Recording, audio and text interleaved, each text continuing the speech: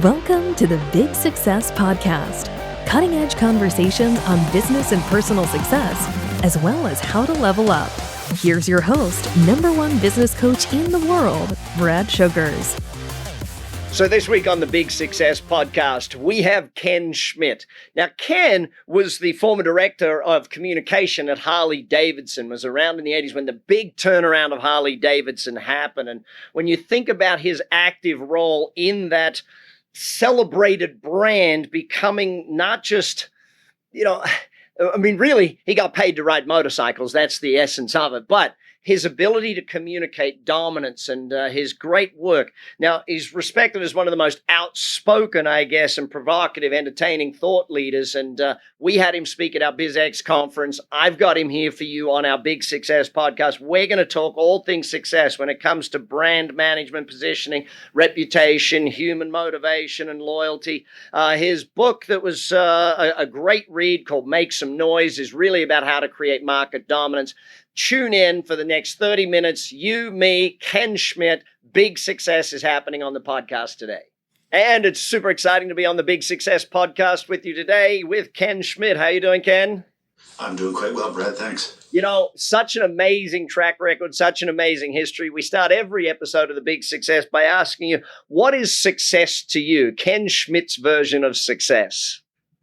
To me, Brad, that's a great question. I'm glad you asked. Success to me is going to bed at night feeling like I did something, that I accomplished something today that I'm proud of, and not going to bed at night regretting things that I didn't do. As corny as that might sound, to me, I sleep better knowing that I achieved what I set out to do. Yeah, it's amazing how many days we can have in our life where it's like, gee, I was busy, but I'm not sure I got anything done today. How do you make certain you do get stuff done in a day, that you do add value and you do those great things?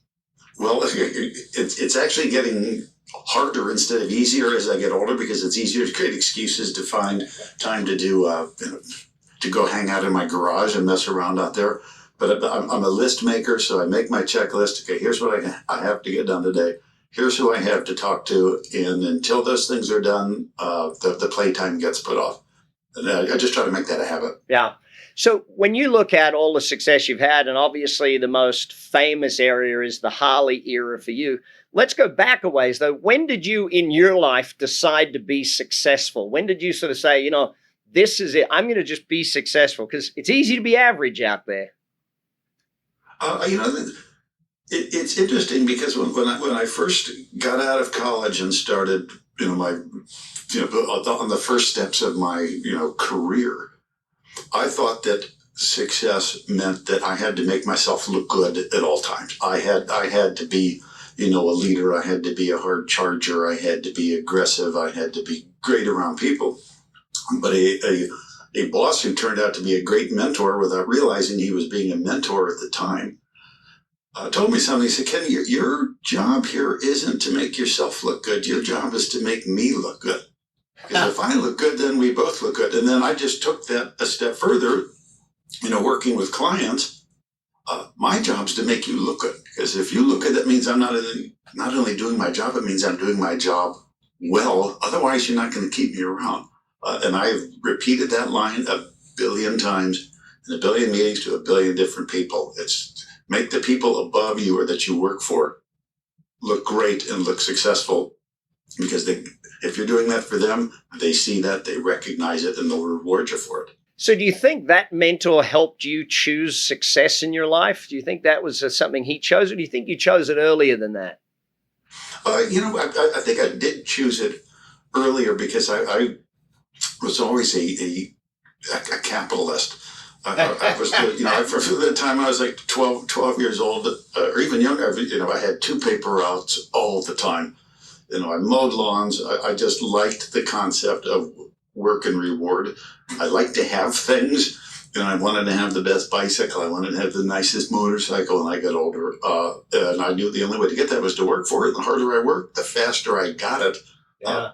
So I've always sort of had that drive. This is why you guys can lay around and watch TV. I'm going to make some money. I'm going to make a name for myself. Yeah. It's funny how early in life we can choose success, but then it's also funny how many people can choose mediocrity in life.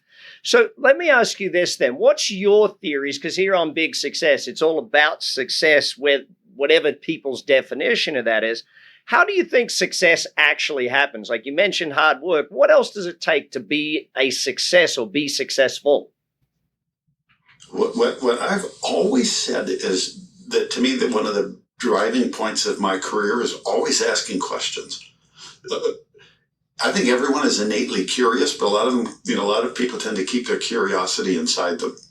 Asking people who are really good at what they do, how do you do that? How did you discover that? What were some of the challenges that you had? And 99.9% of people will answer the questions when you ask them. So I figure, you know what? Why shouldn't I learn from people that have already blazed the trails? If they're doing it well, show me, and then I'll show others. And too many people are either afraid to ask the question or have just never been around the right kind of people. So if you surround yourself with successful people, by God, you're going to learn from them. Yeah. So that brings two questions to my mind. How do you get around the right people? How did you get around the right people, especially early in your career? Because as you get later, like for you now, it's easy to get around the right people. They want to be around you, sort of thing. So how did you do it early on? Early in my career, what I decided I was going to do was, I was working in Chicago at a marketing firm there. And I figured, you know what, I'm meeting a lot of nice people here at the agency that I work with that are smart and talented, but I need to get more plugged into the marketing community as a whole, the communications community, the advertising community, the PR community. So I joined essentially every big association in Chicago, or that existed in Chicago, that were part of national things. And then I got involved in leadership positions in those meetings because that, in essence, plugged me into the movers and shakers. So I got to be around good, smart, talented, bright people. And that was infinitely, and to this day, still, helps me. Those are the people that I lean on. Yeah, yeah. So the second question that comes to mind, are there any great questions you love to ask successful people? Like, I'm really lucky in that I run a Big Success podcast, so I get to ask successful people every week, how does success happen? So I get to learn from you and from other great entrepreneurs and speakers and trainers. What are some of the great questions that if someone's young and they're looking this, what should they be asking great successful people? Oh, that's a great question too.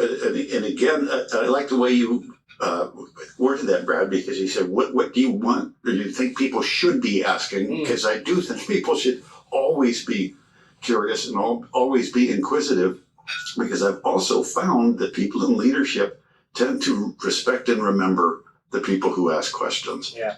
The vocal ones, because you're showing not just an interest in the business, you're showing an interest in them personally, and everybody likes that. So I'm a huge proponent of doing that.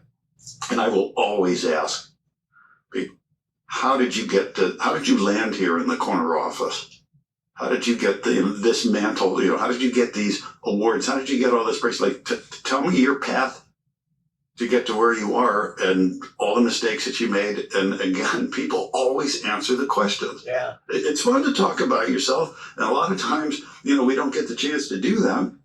So it's humbling, but also kind of gratifying. Yeah. Yeah, very much so. Very much so. So let's flip it over then. And obviously we can learn not just from our successes, but we can learn from our failures. How did you use learnings or failures or mistakes to help you become successful? What did they teach you from your failings? Or are there any good stories of that stuff that you've got to share? I think so much, Brad, and I like to use my time at Harley-Davidson as an example here. So much of what we were doing and so much of what I was really championing, if that's a word, and quarterbacking is we have to try doing things that not only we've never done before, but that no one that we know of has done before. Which is pretty much saying, look, we have to accept up front, there's a chance that some of this stuff might not work. But the main thing wasn't to look at something that didn't work and kind of wallow in the pity of it. There's always something you can learn from that. Hey, we're not going to do that again. Or but also to ask people around, like, how could we have done this better? What would it have taken to make this work? Because the idea sounded right, but the execution was off. How could we do this better next time? And just accepting the fact that nobody ever bats 1,000, and that's not something to get depressed about. That's just something to accept up front. Say, hey, that's part of life, and that's part of building a business and building a career. Yeah. Take some chances. Yeah, very much so. Gang, you're on the Big Success Podcast with Brad Sugars. We'll be back with Ken Schmidt. He was the CMO. He was the director of communications at Harley-Davidson. He's currently president of Ken Schmidt Companies. We'll be back and talking more on success in a moment. Marketing is the lifeblood of a business, and when done right, it's a phenomenal investment. It's profitably buying lifetime customers. How you get prospects to identify themselves as needing you is what Raise Your Hand Marketing by Brad Sugars and Josh Bardsley is all about. Getting your suspects to become prospects and raise their hand to say, I'm ready to engage with you. And welcome back to Big Success. This is where you learn about how you can create amazing success for yourself in your business, in your life, and in your wealth. Ken, let's talk about a quote that I wrote down when you spoke for us here in Las Vegas at our BizX event. People support what they help create. How do you have success at getting people to help you create the business and the success and all of those things? How do you do that? In theory, it's easy, and here's why. See, I base that comment not just on experience, but on what has to be a scientific fact. And the scientific fact, I've actually no idea if it's scientific. I just assume it is. That people don't like being told what to do. You need to do this, and this. Mm-hmm. Like if you've ever had somebody work for you or working with you, and you give them, kind of bark out an order, they might do it if you're watching them, but as soon as you turn your back, they stop. It's dehumanizing and humiliating. But you find pretty early in your career, if your eyes are open, that if you involve people in the process of determining what needs to be done, how would you do this? What would you do first? We know what needs to get done. Instead of me telling you how to do it, why don't you tell me, your thoughts? How would you attack this problem? And when people are involved in sort of the crafting of the solution to the problem, well, by God, they buy into completing it. Well, now I have to finish this. I own this now. Yeah. And enthusiasm goes up, buy-in goes up. It's just a matter of involving people in the decisions about things that are, important to them. Yeah. I want to go back to Harley, and I want to think about, which, by the way, my favorite bike is my Softail. Any particular bike your favorite? Oh, I'm a street glide guy. Sure. There you go. So I knew that might be the case. So, and I think as I get older, I may change. It's one of those things. Comfort might be the thing that I look for. That's coming, Brad. That is coming your way. It does for all of us. Eventually, comfort trumps all. So let's talk turnaround. How do you succeed at doing a turnaround? What's your thoughts on that? Because that was a big, big turnaround when you look at it. Well, first of all, you have to be very cognizant of the reality that says, look, we don't have a cure for infectious diseases here that people have to buy. What we have something that is incredibly similar to what our competitors have to sell.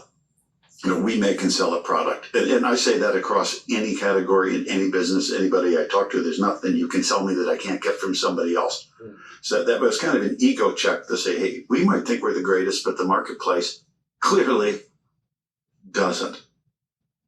So that's what went wrong in our case, and what goes wrong in most businesses that have something to sell is we dumped collectively all of our energy into promoting product, promoting what we do. And what we learn the hard way is that that's essentially presenting yourself as a commodity, saying the product is what's most important here.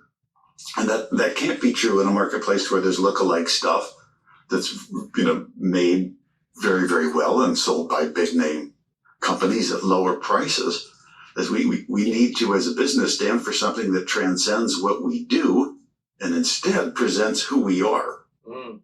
Because if you talk about a business, you never talk about what a business does. You always use the pronoun they, which means they do this.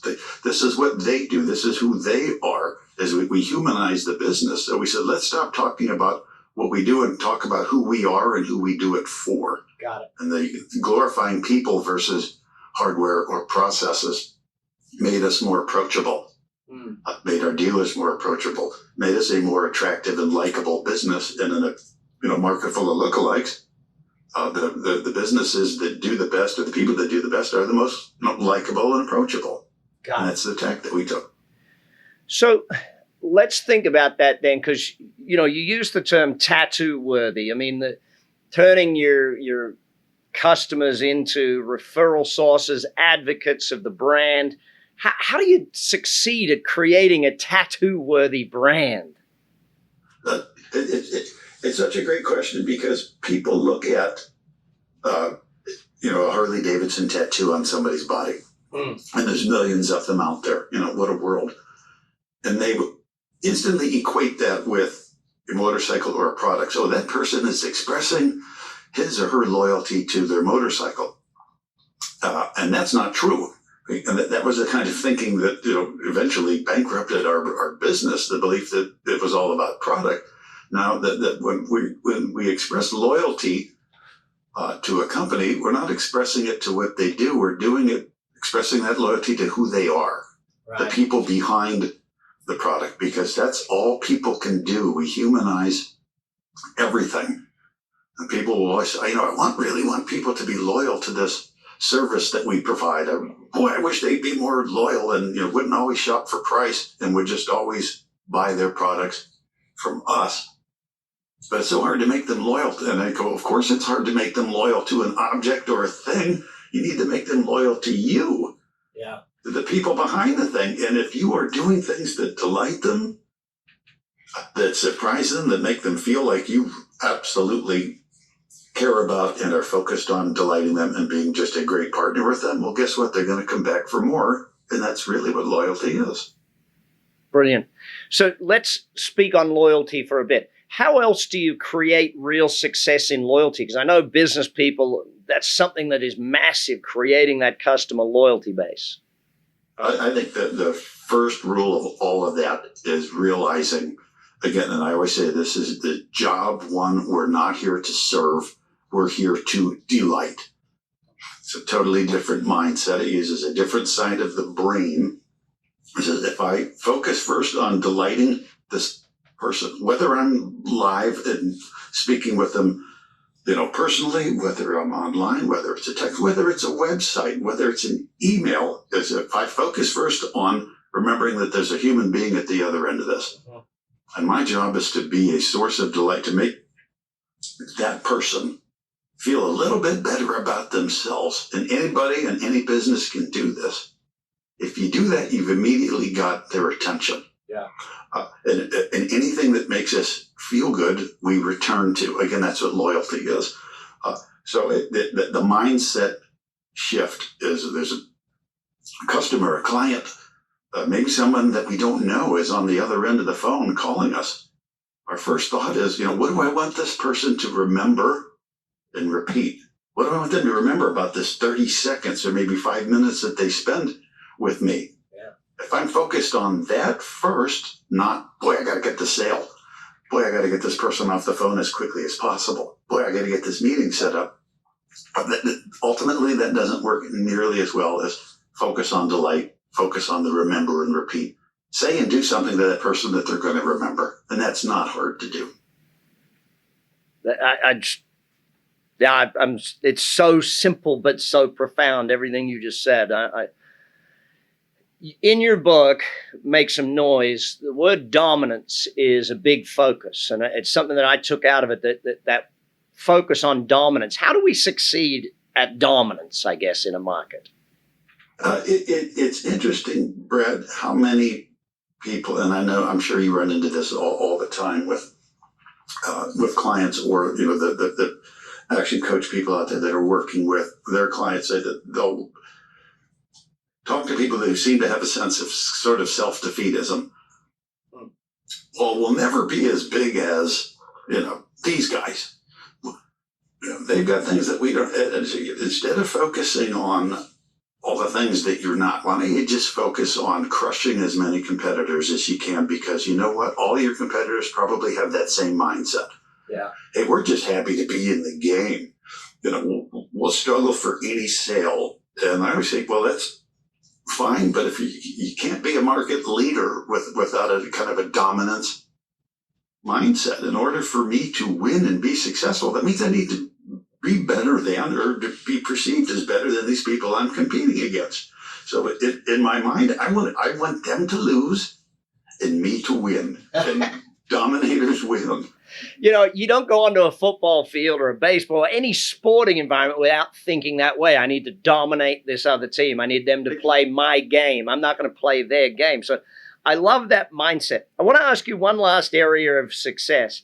How do you succeed as a CMO? Because you've trained a lot of marketing officers. The consulting you do, the work you do with your company, the Ken Schmidt company now. How do you become a successful CMO? What I have learned and said for decades, Brad, is that you always should be working with the absolute best available people. If it requires paying more to work with the best, you pay more, because ultimately you end up paying more in the long run if you surround yourself with the people with lower levels of talent or ability or of lower attitude. So you surround yourself with the best possible people. It lifts you up because you all learn from each other. And then you constantly challenge each other to push each other to always ask why.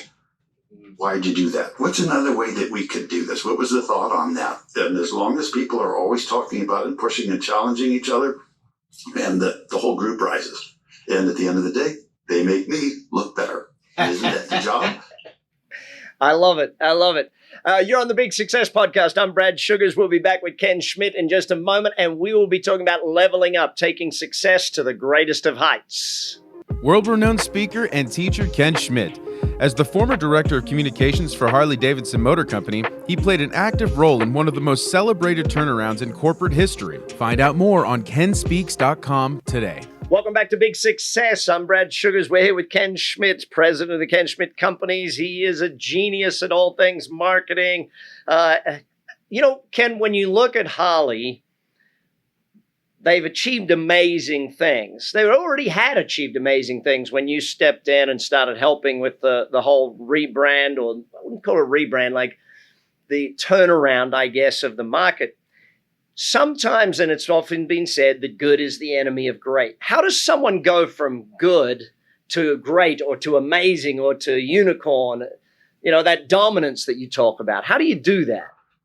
Well, first of all, it's very much a mindset. And I call it a very contagious mindset, because when you, whether it's just, you in your own business and you're just a one-person shop, or if you're somebody that's working with hundreds of other people, to me, the quest for dominance and the visible effort behind doing that is a very contagious thing. If I, as a leader or someone who's working with a team, is pushing or saying there's no reason why we can't take this a level higher. There's no reason why we shouldn't do better each quarter than we did the quarter before. And here's how we're going to do that, and just not let off the gas. Because just like the quest for success is contagious, so is kind of acquiescence and acceptance of the norm, or that kind of that self-defeatism. And we can't really get bigger than we are. Yeah, we've got all these things working against us. Amazon's out there. Okay, the internet's going to hurt our business. All these excuses that people have to say. Well, all right. Well, guess what? Everybody else has those same issues too. Yeah. How do you keep yourself in that mindset, and how do you keep your clients in that mindset of ever growth, everything? Because in a massive corporation, they've got a board of directors, shareholders who are demanding that growth. But to do it personally is different. How do you do that?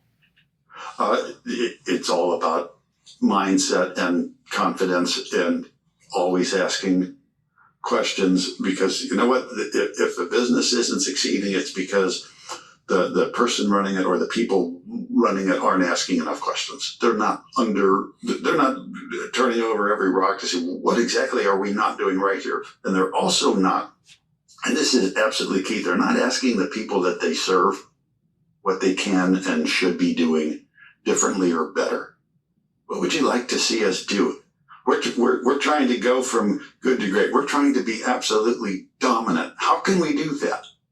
How can we better serve you? What would you like to see us do? If you were running our business, what would you do? First of all, people will answer those questions because everyone asks a question that you ask them in person, but you're going to pick up things. You're going to learn that, hey, maybe your competitors are better at some of the things you're doing than you thought they were. Yeah. Yeah. How do we overcome that? And then work together and say, well, that's it. If somebody's doing something better than we are, we have to start putting together a plan to do it better than they are. Yeah. We cannot allow them to dominate us. Yeah. Wonderful. So let's think about that dominant mindset, because it really is about, how do you dream massive? How do you even get to that thinking? Because you think about it, when you're a young man, you had to think massive. You had to do that. When you walked into Harley, you had to pose the question, how do we do things that we've never done before? How do you train someone to actually believe in the fact or even leap to that, Ken? It's interesting because I was surrounded by a lot of really passionate people. And what I learned pretty quickly is that the passion doesn't automatically equate to ability. And that, that sounds like it's a bad thing. Not necessarily so, but a lot of people were perfectly content to just get by. And I've always said, look, if you want to get invited to have dinner at the CEO's house, if you want to mix it up and party with the movers and shakers, you've got to be more visible. You've got to be more plugged in. You have to be in front of them. They have to know who you are. You have to be doing something that delights them so that they remember you. And there were always some people who say, you know what, that's not the world that I want to be in. I don't want any part of that. And then I always have to tell them kind of straight up, then you're going to have a really difficult time. With me, you're going to have a difficult time here because we're here to dominate. Now, we're in overdrive, and we can't accept anybody that's willing to just sit there neutral. We got to go, and we got to go hard. You're all in or you're all out. I got to see it to know that it's real. Make it real. Make me a believer. Love it. All in, all out. All right, we're going to do a quick fire round. I love doing this on our Big Success podcast. What's your one tip in each of these areas on how to have success? So let's start with fun. What's your tip on how to have success of having fun in life? Being surrounded by people who want to have fun with you. Fun is contagious. The Harley group is definitely one of those. That's always been the case. Amen.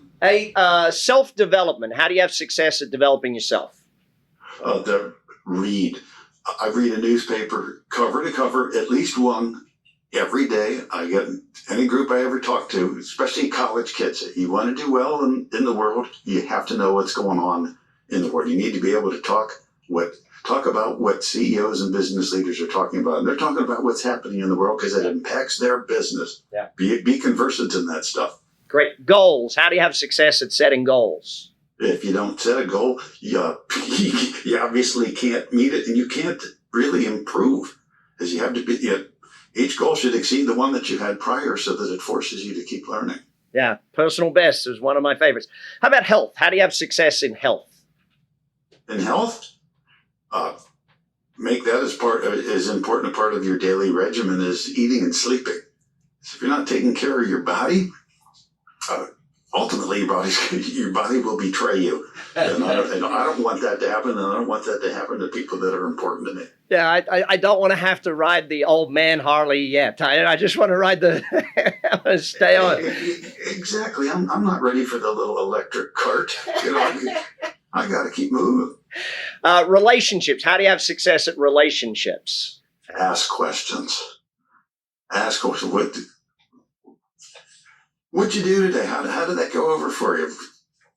how could it have made, how could it have been better for you? Just the fact that you're being curious around the people that are important to you. First of all, that means you'll never run out of things to talk about, but two, it shows that you care about them. And last one on my list, wealth. How do you have success at wealth?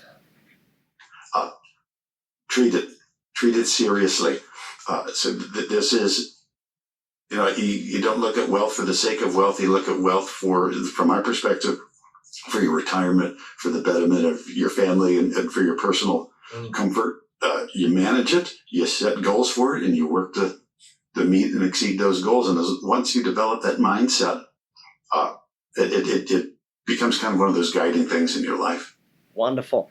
So, final piece of advice you'd have, or what's the best advice or the best quote you've ever seen or been told around success?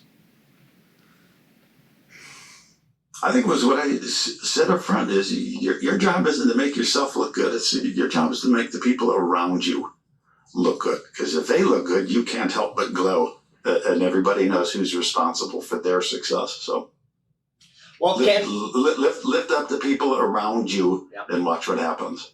Wonderful. Well, Ken, hopefully we've made you look good today on this Big Success podcast. Thank you so much for your time, energy, and effort. Gang, you're on the Big Success podcast. Hit the show notes, connect with Ken, follow Ken, read his books, do whatever you can to learn more from this gentleman. And we'll be back next week with more success for you. And that's the Big Success Podcast for today. Hopefully you took a lot of notes. Hopefully you learned a bunch. And hopefully you're going to take action on it. BS, Brad Sugar's Big Success, take action. Check all the show notes for all of the links. So make sure that you have links to every single thing that every speaker has in our show notes. Check them now. Click the links. Take advantage of it. And I'll speak to you again next time on the Big Success Podcast. You've been listening to the Big Success Podcast with the #1 business coach in the world, Brad Sugars. To learn more about how to achieve business and personal success, as well as how to level up or listen to past episodes, visit www.bradsugars.com.